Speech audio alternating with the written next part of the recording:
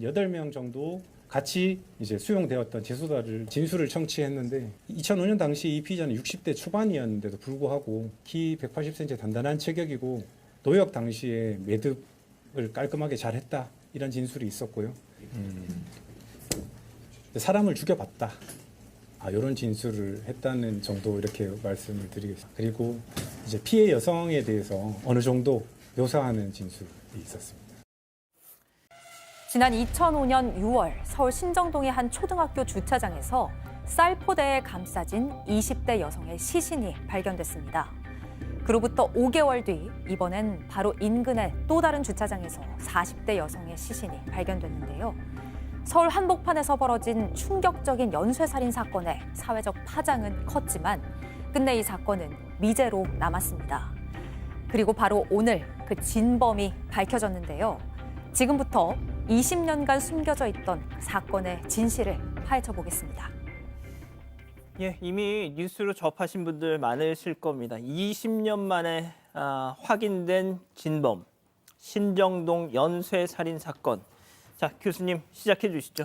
네, 20년 전에 세상을 떠들썩하게 만들었던 신정동의 연쇄 살인 사건의 진범이 오늘 밝혀졌어요. 시신이 발견된 장소 인근에 빌딩 관리인 장모 씨로 밝혀졌습니다. 범행 장소는 해당 빌딩의 지하 창고였는데요. 이 여성들, 빌딩을 찾은 여성들을 지하로 유인을 해서 강간을 한 뒤 살인했고요. 이후 인근 공터에 시신을 유기했습니다. 당시에 서울 한복판에서 이런 충격적인 연쇄살인 사건이 발생했다는 거에 너무나 놀랐지만 끝내 범인이 잡히지 않아서 미제로 남게 됐었습니다. 2016년 서울경찰청의 미제 사건 전담팀이 신설되면서 재수사에 들어갔고 마침내 진범이 누구인지 밝혀진 것입니다. 자, 이게 20년 전, 그러니까 어떻게 보면 박 변호사님, 네. 지금처럼 CCTV가 많거나 과학 수사가 좀 많이 발전됐었더라면 하는 또 아쉬움이 남는데, 자, 인근 빌딩 관리인 장 씨 아주 잔혹하기가 그지없었습니다. 사건은 이제 두 개인데요. 첫 번째 사건이 2005년 6월 6일 날 발생한 사건입니다. 첫 번째 피해자는 20대 여성이었고요. 이날 휴무일인데 아마 병원에 빌딩 찾았다가 휴무인 걸 발견하고 돌아가다가 이 관리인인 장 씨한테 붙잡혀서 빌딩 지하 창고로 끌려가서 성폭행을 당하고 살해를 당한 것으로 지금 보입니다.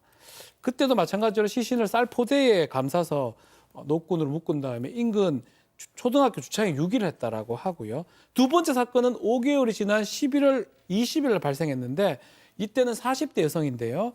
마찬가지로 피해자를 지하 창고로 끌고 간 뒤에 성폭행 후 살해한 다음에 비닐하고 돗자리를 감싸서 주택가에 주차장에 유기를 했습니다. 방법은 거의 유사했던 것 같아요. 이 장 씨가 빌딩 경비원이다 관리원이다 보니까 여성들한테 빌딩 출입구가 잠겨져 있기 때문에 지하를 통해서 나가라라고 하면서 지하로 유인을 했으며 그 후에 성폭행을 했고 거의 다 목을 졸라서 살해를 한 것입니다. 자, 일단 경찰도 당시에 연쇄살인 가능성을 두고 수사에 나섰지만 2013년 끝내 이게 이 미제 사건으로 전환이 됩니다. 그런데 2015년 그러니까 이때 범행 이후 10년이 지나서 2015년 한 방송의 보도를 통해서 이게 다시 주목을 받죠. 그렇습니다. 그 한 방송에서 2005년에 발생한 신정동에서 발생한 두 건의 살인 사건과 2006년 5월 31일 같은 지역에서 발생한 납치 미수 사건의 범인이 동일인으로 보인다는 주장을 하면서 주목을 받게 됩니다. 이 당시 신정동의 한 다세대 주택 반지하 집으로 끌려갔다가 가까스로 집 밖으로 도망친 피해자가 이 신발장 뒤에 숨어있던 도중에 범인의 집 신발장에 엽기 토끼 스티커가 붙어 있었다고 진술을 하면서 이 사건은 엽기 토끼 살인 사건이란 이름으로 불리게 된 겁니다. 자, 그러나 이번에 새롭게 밝혀진 바에 의하면요. 2005년 살인 사건과 2006년 그러니까 엽기 토끼 사건의 범인은 다른 사람이었습니다. 그 이유는요. 엽기 토끼 사건이 발생하기 3개월 전인 2006년 2월 이 진범 장 씨는 3차 범행을 시도하다가 실패해서 현행범으로 체포가 됐고요. 2009년까지 징역을 살았습니다. 자, 그러니까 신정동 연쇄살인 사건의 진범은 지금 뭐 앞서 말씀드린 것처럼 오늘 경찰이 공식 발표를 통해서 이제 밝혀냈지만 엽기토끼 사건의 범인 여전히 이건 또 미제 사건이 됐습니다. 이미 공소시효도 지났다고 해서 이자를 지금 잡는다고 해도 처벌은 할 수가 없는데 자, 다시 그러면 신정동 연쇄살인 사건으로 돌아가죠. 어떻게 20년 만에 진범을 잡은 겁니까? 네, 지난 2016년에 경찰이 미제 사건 전담팀을 꾸렸습니다. 새롭게 신설을 했어요. 한층 발전된 유전자 기술로 이 두 건의 미제 사건 증거물에서 동일한, 그러니까 같은 DNA를 확인을 한 겁니다. 그러니까 두 사건이 동일범 소행이다라는 것을 확신할 수 있었던 거죠. 또 이 두 사건 모두 피해자의 시신에 이 모래가 있었어요. 모래가 발견됐는데 이 점에 주목해서 용의자를 추적하기 시작했습니다. 수년간의 수사를 통해서 용의자를 장 씨로 확정을 짓고 난 후에는 당시 장 씨가 근무했던 빌딩 지하에서 피해자들의 시신에서 발견된 곰팡이, 또 모래와 환경적인 유사성이 발견이 됐다고 해요. 또 범행에 사용했을 걸로 추정되는 노끈까지 찾아냈습니다. 정말 뭐 경찰이 이 진범을 밝히기 위해서 정말 많은 사람들 뒤져봤습니다. 예, 그 얘기는 뭐 계속 드리겠지만 말씀을. 자, 이 장 씨와 함께 수감됐던 이 재소자들의 진술도 여러 건 확보했다고 하는데요. 이 장모 재소자들에게 이런 말도 했었다는 거죠. 체크포인트 짚어보죠. 자, 어떤 자랑질을 했다는 건지 경찰 브리핑 들어보시죠. 한 8명 정도 같이 이제 수용되었던 재소자를 진술을 청취했는데 2005년 당시 이 피의자는 60대 초반이었는데도 불구하고 키 180cm 단단한 체격이고 노역 당시에 매듭을 깔끔하게 잘했다 이런 진술이 있었고요. 사람을 죽여봤다. 이런 진술을 했다는 정도 이렇게 말씀을 드리겠습니다. 그리고 이제 피해 여성에 대해서 어느 정도 묘사하는 진술이 있었습니다. 교수님 들어보세요. 그러니까 이런 놈들이 말이죠. 이춘재도 예전에 뭐 그랬다더라. 교도소 안에서 그런 얘기를 들었었는데 이걸 자랑을 합니다. 야, 내가 말이야 이러면서 말이죠. 네. 그렇습니다. 지금 교도소 동기에 의하면 뭐 사람을 죽여봤다는 말도 했고 그 죽은 여성에 대한 묘사도 했대요. 뭐 예전에 군 다닐 때 매듭 묶는 법을 배웠다 그러면서 매듭도 잘 묶었다고 하는데요. 이 사람 거주지에서 그 엽기토끼의 인형이 나왔다는 겁니다. 본인이 그 엽기토끼의 그 범죄자는 범인은 아님에도 불구하고 이런 인형이 나왔대요.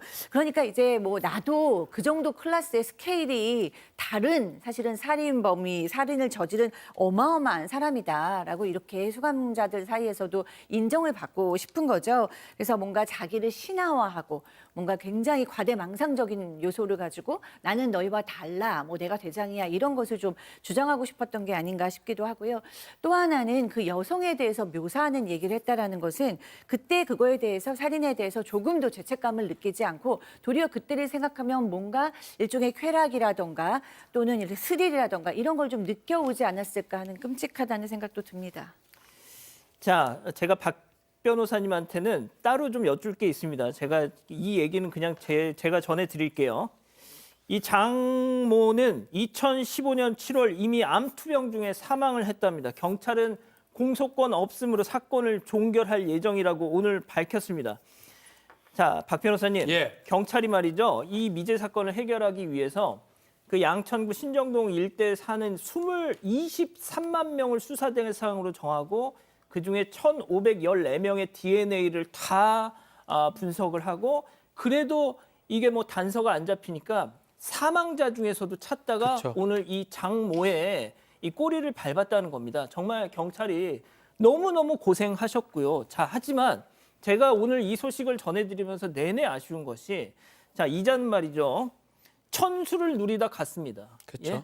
네. 이 무슨 암에 걸려가지고 결국 세상 밖에서 2명을 연쇄살인을 해놓고도 징역을 한 3년인가 살다 나와가지고 천수를 누리다 갔어요. 자, 그러면 박 변호사님 지금이라도 경찰이 완전히 이번 사건의 활용점정을 찍기 위해서라도 이자의 이름과 얼굴 지금이라도 공개해야 되는 거 아닙니까? 그렇죠. 지금이라도 공개를 해야지만이 또 다른 범죄를 또 알 수도 있고요. 이를 아는 사람에 대해서 뭔가를 들을 수 있고 공익적 차원에서는 당연하다고 보이는데 이게 사자 명예훼손이라든지 또 이른바 신원을 공개할 수 없는 그런 법률 조항 때문에 장씨, 그냥 경비원, 나이, 언제 사망 이 정도만 나오는 거거든요. 그 부분 너무 상당히 아쉽다고 생각이 들고 법을 바꾸든지 해야 될 것 같아요. 뭐 미국엔 이렇지 않거든요. 당연히 공개가 되는 게 맞죠. 지금도 영상을 우리가 만든 거 아니겠습니까? 사실은 사진을 공개해도 뭐가 문제가 됩니까? 그러니까요. 나쁜 행동했고 찾아냈지 않습니까? 또 한 가지 좀 짚고 싶은 거는 예. 범죄를 2개를 한 다음에 3번째 범죄는 미수하면서 징역 3년 복역을 했다는 겁니다.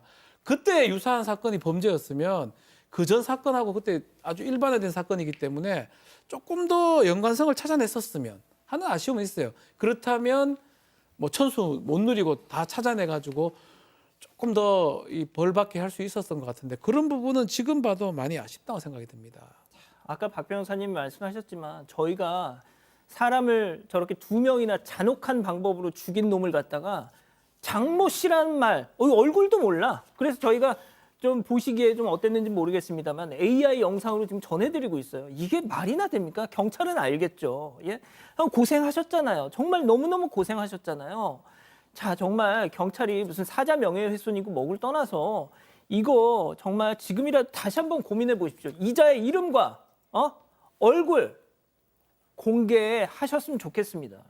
그렇게 해서 진짜 이런 미제 사건, 이미 사망한 이후에 그 진실이 드러난 미제 사건에 어떤 이정표를 이번 기회를 통해서 세우셨으면 좋겠어요.